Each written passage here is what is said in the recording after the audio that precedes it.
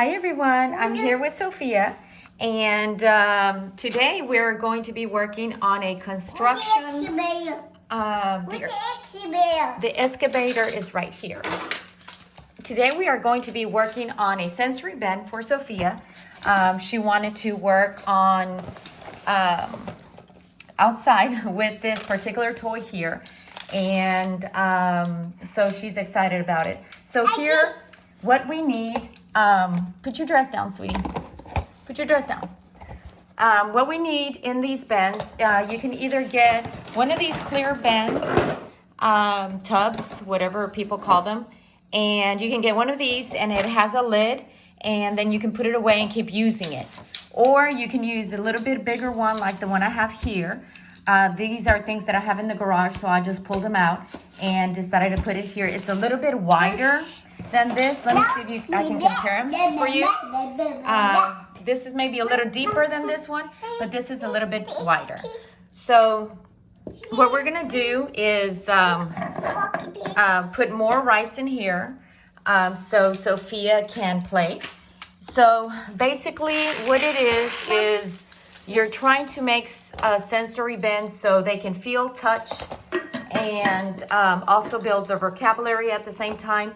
It's also hand-eye coordination, and mostly what I'm focusing right now is her vocabulary words, building new words for her. And also that she is going to remember this the most because it's going to be able, what it does, it increases the opportunity for her to build new words and also to memorize everything. So it's a little bit more faster. So really what you really just need is a sensory bin, rocks, construction toys, the scoop, the sand, the rice, and the book, which my book is right here. You don't need this book, but I have this book just for Sophia because we always want to incorporate words and whatnot. This is something we always do with building our vocabulary. The books are the most important thing. If you're asking me, in my opinion, what is the most important way to teach a child new vocabulary words and teach them if you're having like speech or whatnot, I think reading to your child every single day as many times as they want, then that would be your number one choice to start building your child's vocabulary words and so forth. So we're just letting her lead right now, basically. I haven't told her what to do. I haven't given her instructions. She is just playing with her scavenger toy. She's in love with that word, scavenger, and she's loving the toy. The toy was from the Dollar Tree, and some of these scoops are from the laundromat. The scoop here is from the, I'm not sure if it's from Tide or I'm not remember where I got that from. I think Tide. But these are from the detergents, you know, the detergent things. These are from her sand play in her sandcastle things that she built outside. Here's another one. Here you go. So put it in here. Look, let's pick it up. So instead of using dirt, and instead of using, people can use beans, they use all kinds of stuff, but we're using rice because we're inside the house. If I go outside and play with her, then I can use sand, dirt, anything you want, as long as it's sensory and they're touching, they're feeling, and whatnot. Another thing that I do want to incorporate, for example, is for her to learn. Thank you, Sophia. She wants me to learn. So you'll see there's a rock. There's rocks in here. I put rocks in for a reason. And the reason I put rocks is you can feel the rock if it's smooth or if it's rough, like here, if it's rough. So this is feel. You know, you're feeling the rice. You're feeling the rock if it's smooth or if it's rough. And is this rock bigger than this one? What is smaller? Which one's the smallest rock you can find in here? There's so many ways you can teach her vocabulary words from big to small. And also the other thing you can do so many other things. For example, you can put vocabulary words in here for older kids. You can put the alphabet in here. In this case, Sophia brought out her numbers so she can hide her numbers.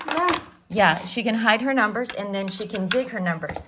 Sophia, can we find number 1? Can you find number 1?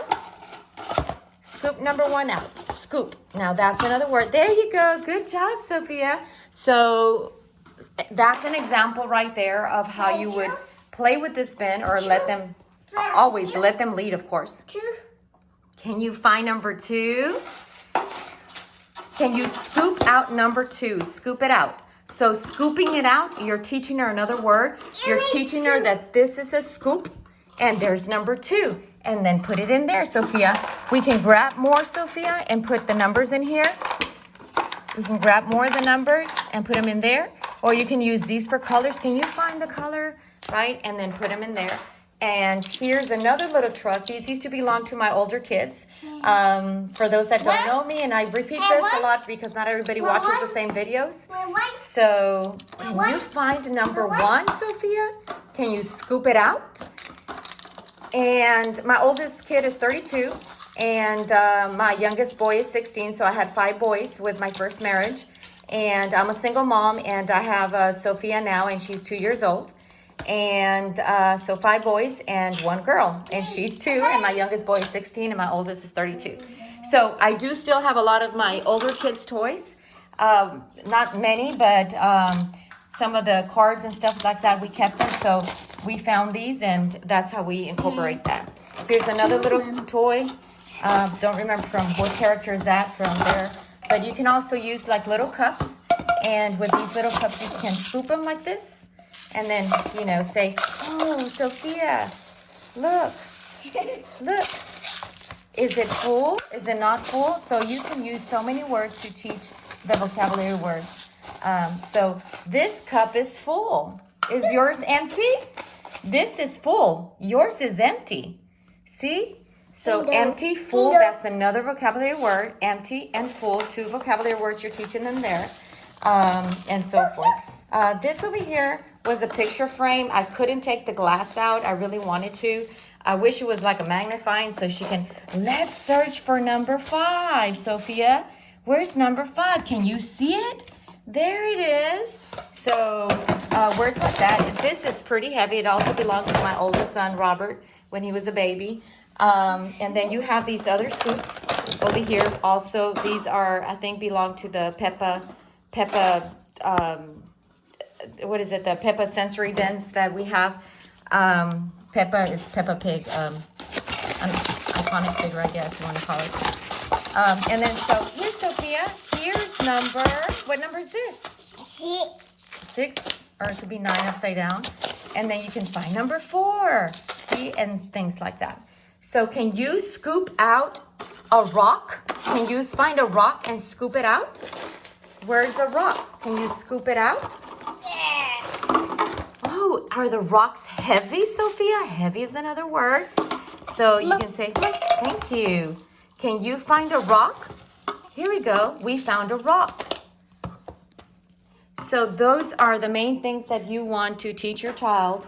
The sensory first, let them lead, let them play, let them have fun, and they will entertain themselves here for quite a while. And it depends on the sensory bin that they're really interested in. So she found so much interest on this toy right here.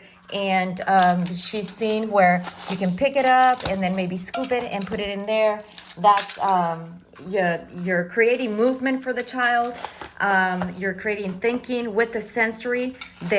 When a child connects sensory and playing, they can memorize a little bit more faster, in my opinion, and it increases a lot of communication opportunity. Definitely, it is going to create a lot of opportunity for you to do so. These here, you see here, are magnetiles. We absolutely love these. These, we do a lot of construction with them, like STEM and whatnot. But that is something she is loving too. Then we have this magnifying glass. You can incorporate anything you want. But, you know, this is something she can also like, hey, let's find it where we can't find it. Can you see it? Maybe we need a magnifying glass and things like that. So you just have things available for her. You just have things available for her so she can do that. What else can I tell you guys? Just, I guess, let them lead, you know. Yeah. Let them lead and let them play and let them have fun. That's the most important thing. What do you want to see, Sophia? I'm sorry, what? Which one? We eat. 8. Oh, where's 8, Sophia? She's saying, where's number 8? Find it for me. Where's number 8? Where's your scoop? Where's your scoop? Find your scoop. Here's a scoop. You can use this. Here's a scoop. Find number 8. Good job. She's looking for number 8. Now that's hand-eye coordination. She's using her wrist to rotate that. So she dumped it over here. So, oh, look, we found a little plate. We put it in the little plate, Sophia. And so there's a lot of movement involved. She has to focus on what she's doing to find what she's looking for. And again, you can use other things other than numbers. You can use vocabulary words stuck in there. If your kids are older, they can actually read long words. Or you can add small words like cat or dog or, you know, or even sight words also. So there you have it, guys. I hope this was very enjoyable. And you guys, oh, she's dumping it. See, this is why I didn't use the sand, because she's dumping it out here. But that's okay. We'll clean it up. And also incorporate a book. If you have a book of your choice. Look, Sophia. Look. The rock. Is it smooth? Is it soft? What happened? Can I have some? Oh my goodness. Look, my hand has rice. Rice. And how does it feel, Sophia? How does it feel? It feels rough. It's not soft. Sand is soft. This is rough. But you're playing in a construction world. Look, you're making rain. Rain, rain, go away. Rain, rain, go away. Rain, rain, go away. So try to make it as fun as possible for them. Let them enjoy themselves. Get those laughters and those smiles out of their face. Rain, rain. Rain, rain. Rain, rain. Rain, rain. Thanks everyone for watching. Have a great